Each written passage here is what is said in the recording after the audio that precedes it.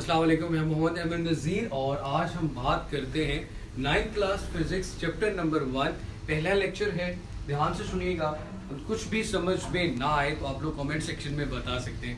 सबसे पहले चैप्टर का नाम है physical quantities and measurements.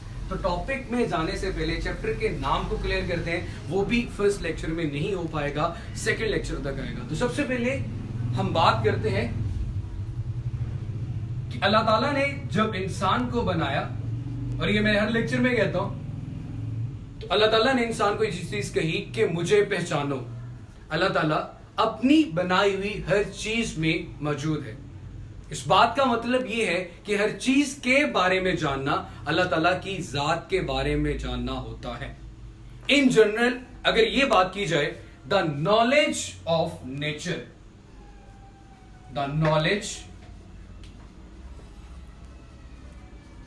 Of nature, कुदरत के बारे में जानना हमारे पास साइंस कहलाता है। कुदरत के बारे में जानना हमारे पास साइंस कहलाता है। अब मेरा बेटा, ये तो बहुत जनरल सी डेफिनेशन होगी। सपोज आप ये फर्ज कर ले, आपके पास दो प्लांट्स हैं। मैं सिर्फ समझाने के लिए एग्जांपल दे रहा हूं, आपके बुक में एग्जांपल नहीं है। दो प्लांट्स हैं, ए एंड बी। अब एक्सपेरिमेंट एक परफॉर्म करते हो, एक्सपेरिमेंट ये परफॉर्म करते हो कि प्लांट ए को आप रखते हो अंडर सनलाइट। अंडर सनलाइट का मतलब सूरज की रोशनी में।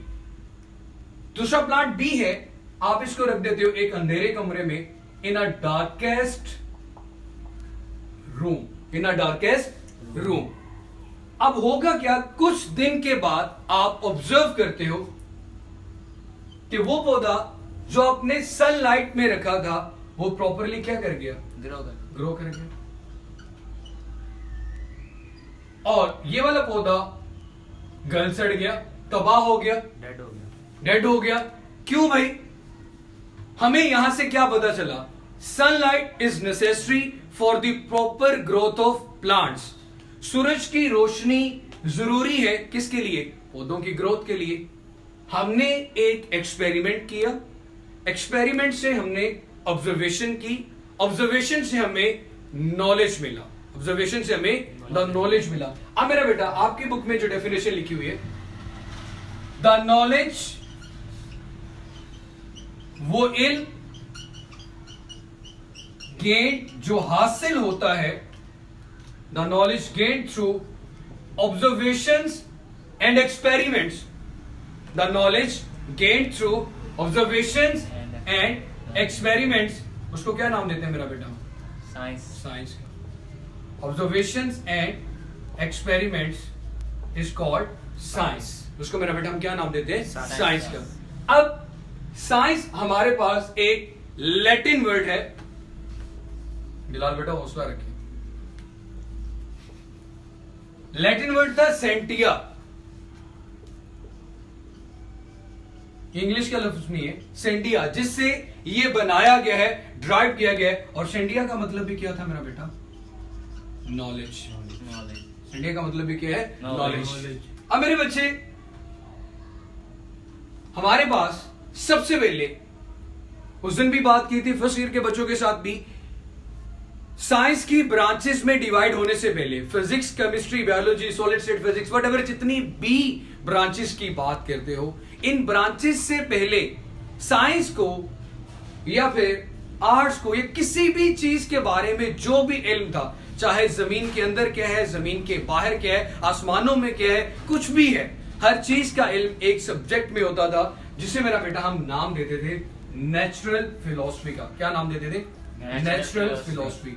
Everything is studied under a single subject. Everything is studied under a single subject. हर चीज का मुताला एक सब्जेक्ट के अंदर किया जाता था, जिसे हम क्या नाम देते थे मेरी जान? Natural philosophy. उसके बाद साइंस का इल्म और ज्यादा बढ़ता गया, तो साइंटिस्ट ने नॉलेज को दो हिस्सों में तकसीम कर दिया, दो ब्रांचेस में डिवाइड कर दिया। सबसे पहले एक आपके पास लिविंग थिंग्स के लिए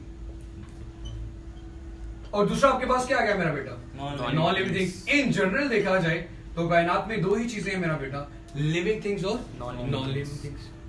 the study of living things, the study of living things, इसको नाम देते हैं मेरा बेटा बियोलॉजिकल साइंस। क्या नाम देते हैं? Biological science. And the study of non living things is called physical science, is called physical science. Bio में आप प्लांट्स के बारे में पढ़ते हो, इंसानों के बारे में पढ़ते हो, जानवरों के बारे में पढ़ते हो। इट मीन्स कि your study about the living things in the biological science, and the study of non living things is called physical science. यहां तक क्लियर है? Yes. ओके। उसके बाद मेरा बेटा हम आ जाते हैं, ये थोड़ा सा इंट्रोडक्शन था आपके पास साइंस। साइंस के बाद साइंस की जुबान का लफ्ज है, उसके बाद हम नेचुरल फिलोसफी किसे कहते हैं। नेचुरल फिलोसफी के बाद हम किसकी तरफ आ गए मेरा बेटा, लिविंग थिंग्स और नॉन लिविंग थिंग्स के बाद उसके बाद हमने फिजिक्स, केमिस्ट्री, बायोलॉजी की बात की। अब फिजिक्स की भी डिफरेंट ब्रांचेस है। सबसे पहले तो हम ये चीज डिफाइन करते हैं कि व्हाट इज फिजिक्स, फिजिक्स किसे कहते हैं। देखो यार, इस पूरी कायनात में आपको दो चीजें नजर आएंगी, एक मैटर, सॉलिड, लिक्विड और गैस। दूसरी आपके पास होगी एनर्जी, जैसे कि सनलाइट है। सूरज की रोशनी के बगैर इंसान की जिंदगी नामुमकिन है। अब मेरा बेटा दो ही चीजें हैं, एक एनर्जी और दूसरा आपके पास क्या है मेरा बेटा, matter, solid, liquid, gas, plasma. अब मेरा बेटा अल्लाह ताला ने जब ये कायनात बनाई, एनर्जी को किस में बदल दिया, मैटर में। दोबारा फिर कहते हैं जब क़यामत आएगी यही मैटर दोबारा फिर किस में बदल दिया जाएगा, एनर्जी में। Inter conversion of matter into energy, यही किसने बताया था हमें, आइंस्टाइन ने। E is equal to mc square, जो 9th क्लास के चैप्टर नंबर 6 में जाके पढ़ेंगे। अब मेरा बेटा study of matter, study of energy and there interaction, and there interaction, या इंटरेक्शन के बगैर आप ये वर्ड भी यूज कर सकते हैं, एंड देयर रिलेशनशिप। और इन दोनों का आपस में ताल्लुक क्या है, इसको हम क्या नाम देते हैं मेरा बेटा, फिजिक्स का। क्या नाम देते हैं, physics. So physics is the study of matter, energy and there interaction.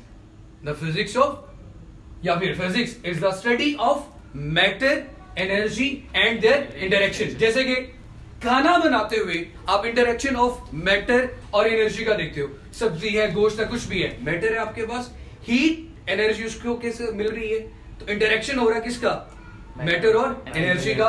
मैंने उसी में भी बात की थी, इलेक्ट्रिक करंट जब फ्लो कर रहा होता है, चार्जेस को क्या मिल रहे होते हैं, वोल्टेज। चार्जेस को क्या मिल रहे होते हैं, वोल्टेज। अब वो फ्लो कर रहे हैं, मूव कर रहे हैं, मोशन है, तो आपके पास मेरा बेटा मोशन के लिए क्या चीज चाहिए, एनर्जी। और जो मूव कर रहा है वो क्या है, मैटर है। उसमें भी क्या है मेरा बेटा, the study of matter, energy. आप जिम में जाके बाइसेप्स, ट्राइसेप्स कुछ भी लगा रहे हो, तो मेरा बेटा हाथों को मूव करने के लिए आपको क्या चाहिए, एनर्जी। और मूव क्यों किसको कर रहे हो, मैटर को। तो वो भी क्या, interaction of matter and energy. तो ये कुछ एग्जांपल्स थी। इंशाल्लाह इसके बाद वाले लेक्चर में हम बात करेंगे ब्रांचेस ऑफ फिजिक्स के बारे में। इससे रेलेवेंट कोई क्वेश्चन है तो पूछो। क्लियर है, इसमें कुछ मुश्किल तो नहीं। तो इंशाल्लाह इसके बाद वाले लेक्चर में मुलाकात होगी। इससे रेलेवेंट कोई भी क्वेश्चन हो आप लोग पूछ सकते हैं। तो अपना बहुत सारा सा ख्याल रखिएगा। अल्लाह हाफिज।